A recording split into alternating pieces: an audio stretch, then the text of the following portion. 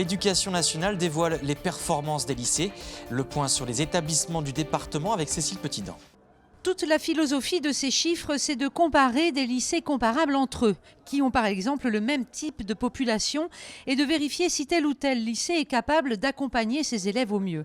Mais sur le fond, ce qui est étudié, c'est quand même la réussite au bac. On peut déjà souligner que pour le département, parmi les lycées généraux, seuls des lycées privés atteignent 100% de réussite au bac, mais que tous, quasiment, sont à plus de 90%. Dans le public, à Nantes, le lycée Guisteau est à 98%, c'est le meilleur taux. Clémenceau, 97%, et à Blain, le lycée Camille Claudel est à 96%. Cette étude comporte aussi un taux de réussite attendu. En gros, pour chaque lycée, l'Éducation nationale a déterminé un taux atteignable. Par exemple, le lycée Nelson Mandela a obtenu l'an passé au bac 83% de réussite, mais il peut viser 93%, dit le ministère. Il peut donc progresser.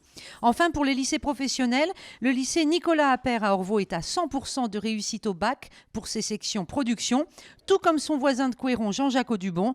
Là, ce sont donc les lycées publics qui excellent. Les éboueurs en colère, la métropole va appliquer strictement les recommandations de l'inspection du travail. Objectif, limiter les accidents. Le problème, c'est que les agents n'ont plus le temps de faire leur tournée habituelle. La pratique du fini parti, qui consiste à pouvoir partir dès que la tournée est terminée, va par exemple être abandonnée. Des poubelles qui débordent, une image qui n'a pas pu échapper aux habitants de l'agglomération. Mais alors, les éboueurs sont-ils en grève? Non. D'après les syndicats, c'est une conséquence de leur nouveau rythme de travail. On n'arrive pas à finir les secteurs, tout simplement. Ils partent au travail, mais ils ramassent seulement les bacs, un bac par un bac, ils ne courent plus. Donc forcément, ça allonge le temps de travail. Ces nouvelles consignes préconisées par l'inspection du travail ralentiraient donc les tournées. En tout cas, elles provoquent un mouvement d'humeur chez les éboueurs, dixit la CGT. Nantes Métropole travaillait depuis 2012 sur ces propositions. Pour sa vice-présidente, Michel Gressus, il en va de la santé des conducteurs et des rippers. Ne pas faire de marche arrière. Ne pas faire du bilatéral. Alors là, le jargon, c'est tout simplement traverser la rue pour aller chercher le bac sur le trottoir d'en face, puisqu'il y a une dangerosité évidente. Autre mesure annoncée, sans doute la plus importante, la fin du fini parti au 1er octobre prochain. Et sur ce point, c'est le consensus. Le fini parti met en danger et peut potentiellement mettre en danger la santé des agents qui le pratiquent. Nous sommes l'une des dernières villes du Grand Ouest à décider de mettre fin au fini parti.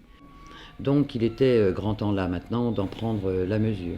Le fini parti, nous on a bien acté que c'était terminé, que la direction voulait faire une réorganisation dans ce sens. Mais un autre sujet inquiète les syndicats, la réorganisation des effectifs à la rentrée prochaine.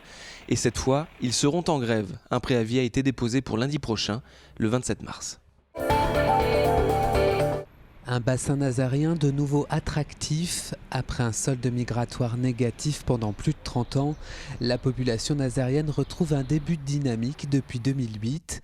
On revient s'installer à Saint-Nazaire et ces nouveaux arrivants rajeunissent la population puisque 79% d'entre eux ont moins de 45 ans. Les raisons de cette nouvelle attractivité sont multiples. Attractivité économique avec la bonne santé des chantiers navals et de l'aéronautique et une attractivité liée au cadre de vie avec un centre-ville renouvelé et un littoral mis en valeur.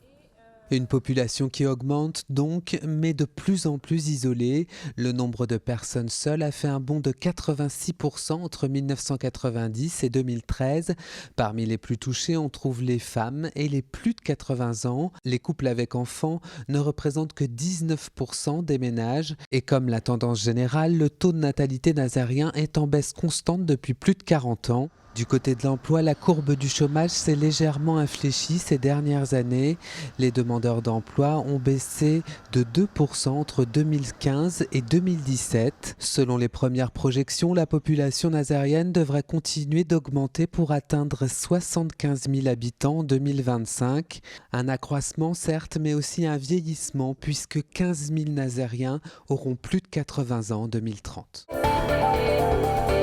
On reste à Saint-Nazaire. La ville a présenté hier un plan vélo ambitieux.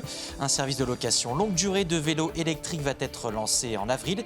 Et puis une concertation avec les habitants a également abouti à 600 contributions. Il ressort l'idée d'avoir des itinéraires qui soient mieux jalonnés plus sécurisé, avec des aménagements qui soient plus lisibles, plus facilement lisibles par tout le monde. La nécessité également d'avoir un meilleur jalonnement pour ne pas se perdre et puis toujours donner l'idée que faire du vélo c'est facile.